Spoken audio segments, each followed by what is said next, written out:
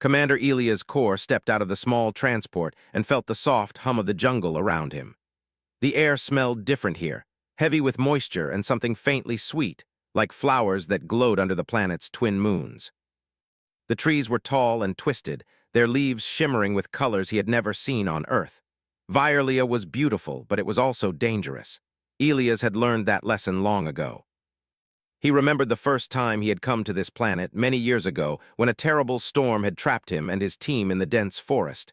That was when he had found her, Luma. She had been a small child, frightened and alone, hiding in a hollow tree as the wind tore branches from the ground. Elias had risked everything to save her, guiding her through the storm until they reached safety. At that time, he had promised her only one thing, that he would return if she ever needed help. Now, years later, he had returned. Not for a storm this time, but for something far more serious. Reports had reached the human colonies about a rogue faction threatening not only Earth's settlements, but also the native civilizations of Violia. He was here to offer help, to seek allies, and perhaps to repay the debt he owed to the girl he had once saved. As he walked through the thick underbrush, he could see the house ahead. It was like nothing from Earth. The structure was alive in a way, made of interwoven branches and vines with soft light glowing through its walls. It almost seemed to breathe. Elias approached cautiously, his hand resting on the hilt of his survival knife, not for attack, but for comfort. He reached the doorway and paused. The air inside was warm, smelling faintly of herbs and something metallic. Then a voice rang out, sharp and sudden. "Mother, the human is here." Elias froze. The voice was familiar. It belonged to Luma. She had grown taller now, her features delicate but strong. Her eyes widened as she ran to him, her movements quick and sure, closing the distance between them. Luma threw herself into his arms, and for a moment Elias felt the weight of years fall away. "Luma," he said softly, holding her close.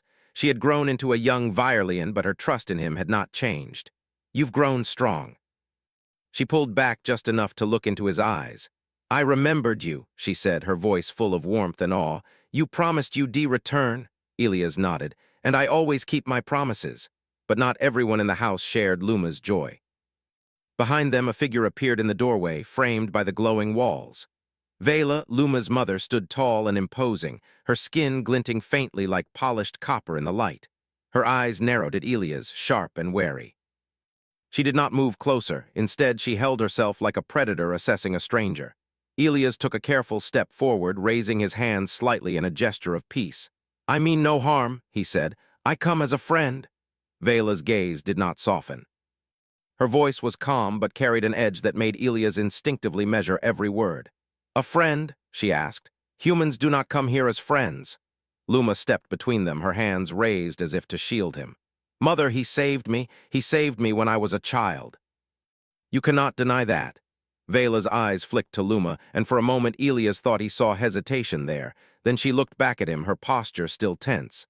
"I have heard stories," she said slowly. "Stories of humans who bring death and fire."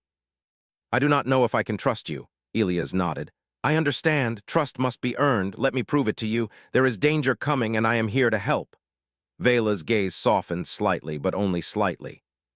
She studied him for a long moment, as if weighing not just his words, but the weight of his presence. Finally, she gestured toward a low seat near the center of the room. "Sit, speak, but know this, every word will be measured." Elias inclined his head and sat. Luma returned to his side, her expression hopeful but cautious. The house was quiet now, except for the faint rustle of leaves outside and the hum of life that seemed to flow through the walls themselves. "You speak of danger," Vela began, her voice steady. "Tell me what you know." Elias took a deep breath. "There is a rogue faction," he said. "They move through the outer colonies, attacking settlements, taking resources, harming both humans and natives. Their technology is advanced, and their methods are cruel. I am here to stop them before they reach your people." Vela's eyes narrowed again, but not in anger this time. She considered his words, weighing their truth. "And why should I believe a human who speaks of peace?" Elias met her gaze directly. "Because I have nothing to gain by lying, and because I once risked my life to save your child. I have shown you the truth of my actions, not just my words." For a moment, Vela said nothing. Luma reached out, touching her mother's arm gently. "Mother," she said softly. "He saved me, he kept me safe. He came back, isn't that enough?" Vela's eyes softened at her daughter's plea. She exhaled slowly, the tension in her shoulders easing just a fraction. "Enough for now," she said. "But understand this, if I see deceit, if I see harm, I will act. I will protect my family." Elias inclined his head. "I would expect nothing less." The conversation paused, and for a time the three of them simply sat, letting the silence fill the room. It was a silence full of unspoken memories, of cautious hope, and of the bond between a human and the girl he had saved so long ago. Then Luma spoke again, her voice bright but serious. "Mother, I want to show him the ways of our home. He should see our city, our forest. He should understand us as I have understood humans." Vela's gaze flicked to her daughter. There was pride there, tempered with caution. "Very well," she said, "but be careful. The forest is not without its dangers, and outsiders are not always what they seem." Elias smiled faintly. "I will be careful, but I must also warn you the threat I speak of may come soon. We cannot wait for it to find us." Vela's brow furrowed. "Then you will stay with us until we know you are truthful, until we know you are safe." Elias nodded. "I will stay. I have no other place to be." The hours passed slowly. Elias walked through the house with Luma, seeing how she had grown, how the forest and her family had shaped her into a capable young adult. He marveled at the natural technology of the Virealians, how they used living structures and adaptive growth to protect their homes. Every leaf, every wall, every pathway seemed alive, responsive to the touch and presence of those who inhabited it. By evening, Vela finally joined them. She moved with a grace that was both alien and familiar, her eyes scanning the house for threats, for weaknesses, for the truth in Elias' presence. "You have lived among humans," she said quietly. "You have seen their ways. Tell me what makes them strong." Elias thought carefully. "Humans are not the strongest, not the fastest, not the cleverest in every way, but we survive. We help those who cannot help themselves. We adapt. We make choices that others fear to make. That is what makes us strong." Vela's eyes studied him closely. Then she looked at Luma, who nodded slightly. "Perhaps your child has seen this strength," Vela said softly. "Perhaps there is truth in your words." The day faded into night, and the house glowed under the twin moons. Elias felt a quiet sense of relief mixed with tension. He knew the path ahead would be dangerous. He knew that earning the full trust of the Virealians would not be easy. But for now, in this moment, he had begun to bridge the gap between two worlds. And Luma, the child he had once saved, now stood tall and confident at his side, a living reminder of the bonds humans could create, the lives they could touch, and the courage that could shine even in a distant world. Outside, the jungle whispered and swayed, as if acknowledging his presence, as if the planet itself was watching. And somewhere deep in the forest, something stirred, hinting that the danger Elias had come to face was already moving closer. But inside the house, for the first time in many years, there was warmth, trust, and a fragile, growing hope. The morning light spilled through the glowing walls of the Virealian house, bathing the room in a soft, golden hue. The house seemed alive, as if it were breathing along with the people inside. Elias rose from the low seat where he had slept and stretched his arms, feeling the strange, pleasant hum in the air. The day would be full of explanations, demonstrations, and cautious observation.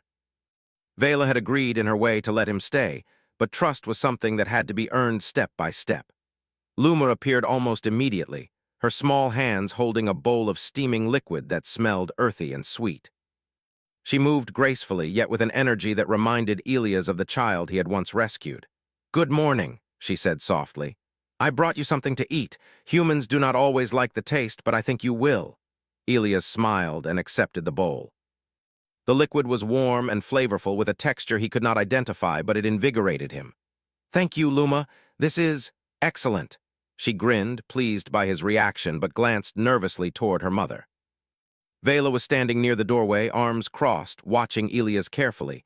Her expression was neutral, yet the intensity in her eyes hinted at the constant judgment she passed on him. "You are awake early," Vela said. Her voice was calm, measured as always. "Do you wish to walk through the city today, or perhaps you wish to see the forest first?" Elias considered. "I think the forest would be better. I need to understand this world if I am to help protect it." Vela inclined her head slowly. "Very well. But you must follow the rules. Do not touch what you are not shown. Do not stray from the paths. The forest is not dangerous only in the way you expect. It watches and it remembers." Elias nodded. "I will obey." Luma took his hand, and together they left the house. The path that led from the door wound through enormous trees, each one twisting and glowing faintly. Vines hung like draped curtains, swaying in the gentle wind. Small creatures darted through the leaves, their scales reflecting the light like jewels. Elias had never seen anything like it. "This forest is alive," he said, his voice low, as if speaking too loudly might disturb it. Luma smiled. "Yes, every tree, every vine, even the ground itself has a purpose. We do not destroy, we live with it like it is part of us. You learned this when you saved me, Elias, even if you did not know it. You understood that life is to be protected." He looked at her, impressed by her wisdom. "And you have grown much wiser, Luma. You have not forgotten the lessons of survival." She shrugged modestly, though pride shone in her eyes. "I had a good teacher." The deeper they walked into the forest, the more Elias noticed subtle signs of disturbance. Branches that had been broken recently, the faint smell of smoke from some unknown source, and small, unnatural tracks pressed into the soft earth. He bent to examine them, his military training kicking in. "These are recent," he said quietly. "Something came through here, but not animals. They left signs of technology." Luma's eyes widened. "Technology? Are you sure?" Elias nodded. "Yes, someone is moving through your forest, possibly the rogue faction I warned about." She shivered slightly and looked toward the house. "Mother will be angry if they come near us. She always protects our home first." Elias placed a reassuring hand on her shoulder. "Then we must be ready, but we cannot panic. We observe, we plan, we act. That is how humans survive." They continued walking, and as they reached a small clearing, Luma paused. The ground shimmered with bioluminescent plants, and a gentle stream ran across it. She knelt and touched the water, her fingers leaving faint, glowing trails. Elias watched in fascination. This world was full of wonders, and each one seemed to have a purpose, a consciousness of its own. Suddenly, Luma stiffened, her ears twitching in a way that was subtle but precise. Elias followed her gaze and noticed movement in the trees, shadows that did not belong, shapes that shifted unnaturally. He motioned for her to be quiet and crouched behind a large fern. Through the leaves, he saw figures moving, humanoid but with features distorted by alien technology. They were armed, their movements purposeful. Elias counted at least 6 of them, and his mind raced. They had found a way into the forest without triggering the usual warnings. He whispered to Luma, "These are scouts. They are looking for something or someone. Stay behind me." Luma nodded, her hands gripping a small, curved blade she always carried. Though she was young, her training had been thorough. She was ready to defend her home if needed. Elias studied the intruders, noting the patterns of their movements. "They are cautious but not afraid," he said quietly. "They think this forest will protect them, but they underestimate it, and they underestimate humans." After a tense few minutes, the scouts moved on, disappearing into the dense foliage. Elias exhaled slowly, relieved but aware of the danger that lingered. "We must tell your mother," he said. "She needs to know who is out there." Luma nodded and led him back to the house. Vela was waiting near the doorway, her posture tense. "You have been in the forest," she said sharply. "Did you encounter anything?" Elias described what he had seen, emphasizing the careful observation and the fact that the intruders had not yet noticed them. Vela listened in silence, her expression unreadable. "They are bold," she finally said, "but not foolish. They will return. You have seen only a fraction of their numbers." Elias nodded. "Then we prepare, we study, we use the forest to our advantage." Humans survive by thinking ahead, by using knowledge as a weapon. Vela's eyes softened slightly at his words. "Perhaps there is wisdom in your kind, perhaps." Over the next few days, Elias stayed in the house, observing, learning, and planning. He explored more of the forest with Luma, discovering paths and structures hidden among the trees. He studied the plants and the animals, noting which ones could serve as warnings and which could be allies. Each step through the jungle was a lesson in patience, strategy, and understanding. Vela watched him closely, sometimes joining them on these walks. She tested his reactions to strange plants, strange creatures, and sudden noises. Each time, Elias demonstrated calm, thoughtfulness, and respect for the forest. Slowly, the tension in her posture eased, replaced by a cautious respect. One evening, while they were examining a cluster of glowing flowers near a waterfall, Luma asked, "Elias, do humans always fight? Do you always face danger?" He shook his head. "No, humans value life. We fight only when we must, to protect ourselves or those we care for. We survive by choosing when to act and when to wait." She studied him for a moment, then smiled. Then you are like our forest. You move carefully, yet with strength. You survive and you protect. Elias smiled, touched by her insight. Perhaps, but your words are wise, Luma. You understand more than most adults I know. That night, as Elias lay in a small sleeping area provided by Vela, he reflected on the days so far.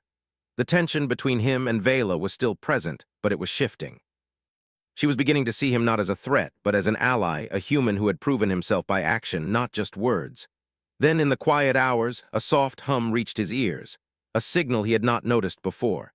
It was faint, rhythmic, almost like a heartbeat, but metallic. He rose and stepped to the doorway, looking out into the jungle. The trees swayed, shadows danced, and the signal grew slightly stronger. Elias' mind worked quickly. They are sending a message, he murmured. Someone knows we are here. Luma appeared silently at his side. Should we tell my mother? Elias nodded. Yes, she needs to know what is coming. We cannot wait until it is too late. Vela listened carefully as Elias explained the signal, its possible origin, and what it might mean. Her eyes narrowed, but she made no sudden movements. Then we prepare, she said. Your human wisdom will be tested, Elias' core. Let us see if it is as strong as your courage. The forest outside seemed to hold its breath. Every leaf, every vine, every shadow was a part of the living world that could betray them or protect them. Elias knew that the coming days would test not only his skill, but the bond he had begun to build with Luma and her mother. For the first time in years, he felt the weight of responsibility not as a burden, but as a purpose. He was here to protect, to learn, and to unite two worlds in a way that only humans could. And somewhere in the depths of the jungle, unseen but very real, the rogue faction was moving closer, unaware that they had underestimated the strength, cunning, and courage of the human who had entered the Virelian home. The morning on Virelia began quietly, but Elias' core knew. Better. Danger never announced itself politely. The soft light of the twin moons fading into the morning sky revealed shadows moving deeper in the forest. Elias could feel it in the air, the subtle tremor beneath the earth and the faint metallic hum that had grown stronger overnight. The rogue faction was close. He stood outside the house with Luma, scanning the edges of the forest. She had grown confident since he had arrived, but her sharp eyes still darted to every movement, alert for the slightest sign of intrusion. Elias admired her focus. She had learned much since the day he had first saved her. We need to understand their patterns, Elias said quietly. They won't attack blindly. They will probe, test, and wait for weakness. Humans survive because we anticipate the danger before it reaches us. Luma nodded, listening carefully. Then we watch, we listen, we prepare, and if they come, we will not be caught unready. Vela appeared at the edge of the clearing, her copper-toned skin glinting in the sunlight. She had a small device in her hand, crafted from a strange metal that seemed to shimmer like liquid. You have studied them? She asked Elias, her voice calm but firm. Yes, he replied. Enough to predict where they will strike first, but they are clever. They will not make it easy for us. Vela nodded, her eyes narrowing in thought. Then we will combine our strengths. You bring human cunning, I bring the forest and our people. Together, perhaps we can turn their cleverness against them. They moved quietly, using the forest as a shield. Every step was calculated. Elias had spent time learning the jungle's rhythms, the way shadows moved, how the plants could react to touch, how animals carried messages through subtle sounds. This knowledge gave him confidence. Suddenly, a faint sound reached them. A soft rustle, almost like breathing, coming from the far side of a cluster of glowing vines. Elias gestured for silence and crouched, motioning for Luma and Vela to follow. Through the shifting leaves, they could see figures moving cautiously. They were humanoid, but their armor reflected the light in unnatural angles, and the strange devices they carried hinted at their technological superiority. They are scouting, Elias whispered. They are searching for something, or someone, most likely both of us. Vela's lips pressed together. Then we make them find something else. She pointed to a set of vines that could be twisted and pulled to create false pathways. Elias understood immediately. The Virelians were masters of their environment, and this forest was as much a weapon as it was a home. Together, they began to set subtle traps, not to harm the intruders, but to mislead them. Twisted vines would redirect paths, reflective leaves would confuse sensors, and soft moss pads would create false trails. Every movement was deliberate, precise, and designed to buy time. You humans think quickly, Vela said, her tone almost approving. Perhaps there is more to your kind than I thought. Elias smiled faintly. We survive because we must, and we protect those who cannot protect themselves. Hours passed as the intruders continued their search. They were careful, probing, and silent, but the forest itself seemed to resist them. Vines subtly shifted, shadows played tricks on their sensors, and the very terrain slowed their progress. Elias watched, noting every movement, every weakness, and preparing for the moment when confrontation would be unavoidable. As evening approached, the rogue faction made a mistake. One of their scouts tripped a concealed sensor, a small, almost invisible plant that emitted a soft pulse when touched. The alert was silent to the human ear but loud enough to the forest, and immediately Elias saw the advantage. They've triggered the first warning, he said softly. We know where they are and we know how to control their movements. Vela nodded, her expression grim but controlled. Then we wait, let them come closer, let the forest guide them where we choose. Night fell and the forest transformed. Bioluminescent plants glowed softly, creating an eerie, beautiful landscape that masked the traps Elias and Vela had prepared. The rogue faction advanced cautiously, unaware that every step they took was anticipated.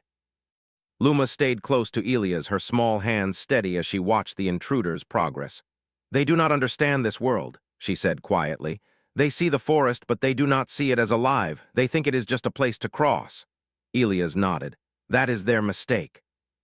We will survive because we understand more than they do.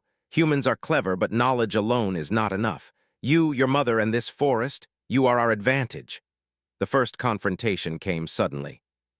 A scout emerged into a small clearing where twisted vines created an illusion of an open path. Elias and Vela waited in the shadows. The scout's sensors detected the false path and triggered a subtle mechanism.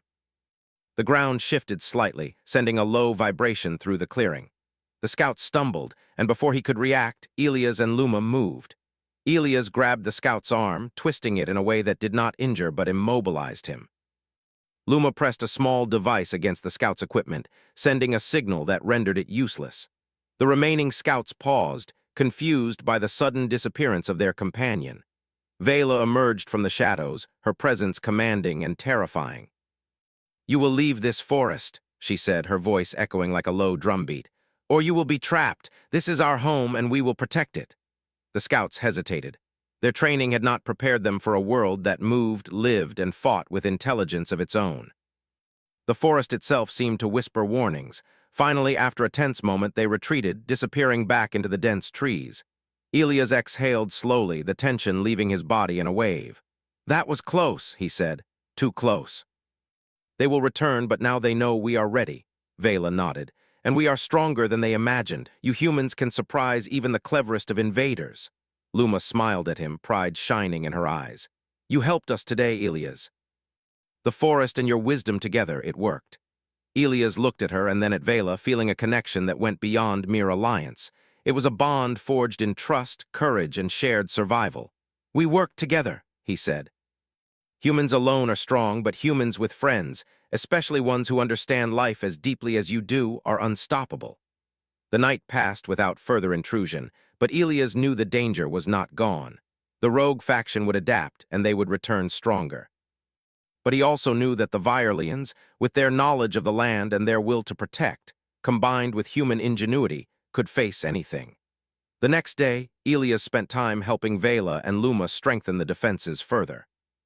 He studied the forest, noting plants and animals that could serve as sentinels, as messengers, as allies. He devised simple signals, combinations of light and sound, to communicate silently across the trees. Luma learned quickly, absorbing every instruction, her young mind already thinking ahead, anticipating moves and predicting reactions. Vela watched quietly, her expression unreadable. You are teaching her well, she said finally. Perhaps humans have more to offer than I imagined. Elias nodded.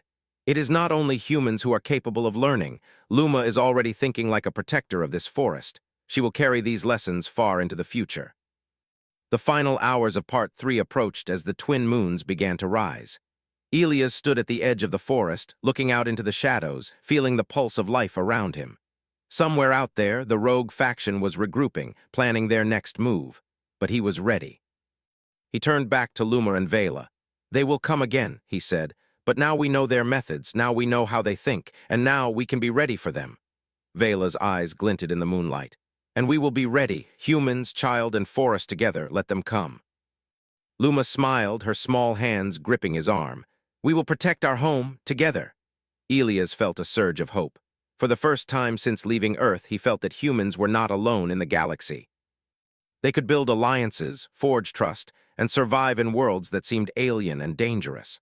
And in this moment, standing among the living forest with Luma and Vela by his side, he knew that courage, wisdom, and unity could turn the tide against any threat.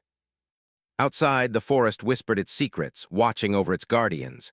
The rogue faction might return, but the bond between human and Virelian had grown too strong. They would fight with intelligence, with patience, and with an unbreakable will. And in the heart of Virelia, the forest and its protectors waited, ready for whatever came next. The night was deep, the twin moons casting soft silver light over the living forest. The air was thick with anticipation, each rustle of leaves and distant animal cry carrying weight. Ilia's core stood at the edge of the clearing, his senses alert. The rogue faction had regrouped, and he could feel it. They were coming again, this time more determined, more prepared. Beside him, Luma adjusted a small device she had learned to use under his guidance. It emitted faint pulses of light that could confuse sensors and create illusions in the dense jungle. She had learned quickly, and Elias felt a surge of pride. Her courage and intelligence were growing every day, and she was no longer the frightened child he had saved years ago. Vela approached, her expression calm but resolute. "They will test us," she said. "They may try to separate us to break our confidence. We must remain united." Elias nodded. "We are ready. Humans survive because we anticipate danger and act with purpose. We will fight with strategy, not just strength." Luma looked up at him, eyes bright. "And we will protect our home. The forest will help us, and we will help each other." The first movement of the rogue faction came from the east. Shadows shifted, but Elias had prepared. False paths led the intruders away from the clearing, twisting the forest around them. Soft pulses of light and sound confused their sensors. The forest itself seemed to resist them, branches bending subtly, moss hiding their steps, and small creatures moving to distract or warn the defenders. Elias and Luma watched from above on a low branch, hidden but ready to act. Vela and a few other Virelians waited near the main path, alert to any breach. One scout ventured too close to the central clearing. Elias signaled to Luma, and together they activated the illusion devices. Light flickered across the ground, creating the appearance of multiple paths where there were none. The scout hesitated, then tried to advance, only to stumble into a trap, a hidden vine that wrapped gently but firmly around his legs, holding him without harm. Vela appeared silently, her presence commanding. "You are intruders," she said, her voice carrying through the forest. "Leave or you will be contained. This is our home and we protect it." The rogue faction hesitated. Their sensors were failing, their formation disrupted. They had not expected the forest to fight back, to anticipate their movements, to be alive with intelligence. Elias felt a thrill of satisfaction. Humans and Virelians working together could turn the tide even against superior technology. Then the main group advanced. This time more cautious, moving in formation, but Elias had anticipated this. He signaled to Vela and Luma, and they activated another layer of defenses. Moss-covered depressions shifted under weight, creating soft vibrations that sent misleading signals to the intruders' equipment. Bioluminescent vines bent in ways that obscured vision, while reflective leaves created false shadows, confusing them further. The rogue faction moved like hunters in unfamiliar terrain, but the forest was smarter, more cunning, and they were not prepared for a defender who understood both technology and terrain. One of the intruders reached the central clearing. Elias leaped from his hiding place, moving with speed and precision, disarming the intruder without harm and redirecting him into a side path that led to a safe but secure containment area Vela had prepared. Luma activated her device, creating a temporary blinding light that confused the remaining intruders, forcing them to halt. Vela moved with grace and power, her voice echoing like a drumbeat through the forest. "You will not harm us. You will not take what is ours. Leave or you will face the consequences." For a moment, silence reigned. Then the rogue faction retreated, realizing they could not overcome the combined strategy, intelligence, and determination of the humans and Virelians. Their leader paused, scanning the forest with frustration, but Elia's calm presence and the forest's natural defenses were overwhelming. Slowly, methodically, they withdrew, disappearing into the shadows from which they had emerged. Elias exhaled, the tension leaving his body in a wave. Luma ran to him, her face shining with excitement. "We did it," she exclaimed. "We protected the forest." Vela approached, her expression one of solemn approval. "Yes," she said, "you humans are clever, as you said. And you, child, have learned well. Together we are stronger than any threat." The night passed with no further disturbances. Elias, Luma, and Vela remained vigilant, but for the first time there was a sense of triumph. The rogue faction had tested them, but the forest and its guardians had prevailed. In the following days, Elias helped fortify the forest further, teaching simple methods of alerting the Virelians to intrusions and strengthening their ability to predict movements. Luma learned quickly, her understanding of strategy growing alongside her natural instincts. Together, they mapped hidden paths, created observation points, and designed subtle but effective warnings using the forest itself. Vela watched silently, sometimes testing Elias with questions, sometimes observing the pair from a distance. "You have taught well," she said finally. "Perhaps there is wisdom in humans beyond what we imagined." Elias smiled. "We survive not by strength alone, but by understanding, by cooperation, and by protecting those who cannot protect themselves. That is our greatest power." Weeks passed, and the rogue faction did not return. The alliance between humans and Virelians grew stronger, rooted in mutual respect, trust, and shared experience. Elias found himself no longer just a visitor, but a guardian of the forest, a protector of life that was vibrant, intelligent, and deeply connected. One afternoon, Luma took Elias to a high point overlooking the forest. The trees stretched endlessly, glowing softly under the twin suns, the rivers winding like silver threads through the green expanse. "Look," she said, her voice filled with awe. "This is our world. And now it is safer because of you." Elias looked out over the forest and felt a sense of peace he had not known in years. He had come to this world expecting danger, challenges, and uncertainty. Instead, he had found friendship, courage, and the opportunity to protect something greater than himself. Vela joined them, standing silently beside her daughter. She placed a hand on Elias' shoulder. "You have proven that humans can be trusted," she said. "Not just with strength, but with heart and wisdom. You have reminded us that courage and care are as powerful as any weapon." Elias bowed his head slightly. "And you have reminded me that the greatest strength is not in one being alone, but in the bond between people who protect each other. Humans, Virelians, this forest, together, we are stronger than any threat." The three of them stood in silence, watching the sun dip toward the horizon, painting the sky with colors that seemed impossible to describe. The forest below whispered in its own language, a chorus of life acknowledging the victory, the peace, and the bond that had been forged. Luma turned to Elias, her eyes bright with excitement. "Will you stay with us?" she asked. "Not just for the danger, but for learning, for exploring, for protecting?" Elias smiled, feeling a warmth he had not felt since leaving Earth. "I will stay as long as I am needed. And perhaps even longer. This forest, your people, it has become a part of me." Vela nodded, a rare smile touching her lips. "Then let it be so. You are welcome here, human. And you, child, will carry these lessons forward, teaching the next generation that courage, wisdom, and unity can conquer any threat." The night fell, peaceful and quiet, with stars scattered across the sky like diamonds. Elias, Luma, and Vela returned to the house, not as strangers, not as visitors, but as allies, protectors, and friends. Together, they had faced the danger, tested their strength, and emerged victorious. In the days that followed, humans and Virelians worked together to strengthen the outer settlements, using lessons learned in the forest to prepare for future threats. Elias taught strategy, survival, and the importance of compassion. Luma shared her knowledge of the forest, its secrets, and its subtle intelligence. Vela guided them both, ensuring that every decision respected the balance of life around them. And in the heart of Virelia, the forest thrived, alive with movement, sound, and light. The rogue faction would return someday, perhaps, but they would face not just a forest or a people, but a unity that was powerful, unwavering, and alive. Elias looked out once more at the vast expanse of trees, rivers, and mountains. He felt hope, strength, and pride. Humans had returned not as conquerors, but as protectors. They had proven that courage, intelligence, and compassion could shape the galaxy for the better. And somewhere deep in the glowing shadows, Luma whispered softly, her voice full of wonder and certainty. "We are ready for anything together."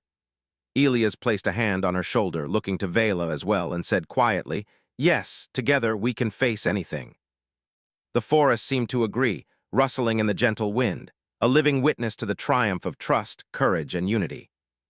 The galaxy was vast, full of unknown dangers, but for now, in the heart of Virlia, humans and Virlians had proven that they could survive, protect, and inspire each other, together.